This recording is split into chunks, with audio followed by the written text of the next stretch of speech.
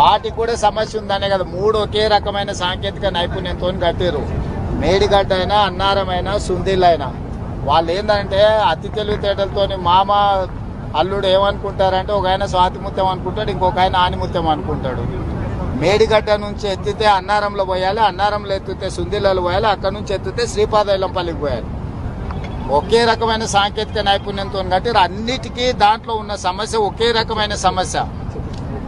మీకు గుండెకాయ లాంటి అక్కడ నుంచి మేడిగడ్డ దగ్గర నువ్వు ఎత్తితే ఏడబోయాలి, అన్నారంలే కదా పోయాల్సింది. ఆడెత్తితే ఏడబోయాలి, సుందిలాలు పోయాలి, ఆడెత్తితే ఏడబోయాలి. 3 ఒకే రకమైన సాంకేతిక నైపుణ్యంతో కట్టారు. వాటికి నాణ్యత లేదనే కదా ఇచ్చింది రిపోర్ట్. అనే సాంకేతిక నిపుణులు చెప్తారు. మేము లోపలికి పోడలే చూడలే. సాంకేతిక నిపుణులు ఏమంటున్నారు అంటే ఇది వైఫల్యం చెందిన సాంకేతిక నైపుణ్యము. డిజైన్లో లోపం ఉంది, నిర్మాణంలో లోపం ఉంది, నిర్వహణలో లోపం ఉంది.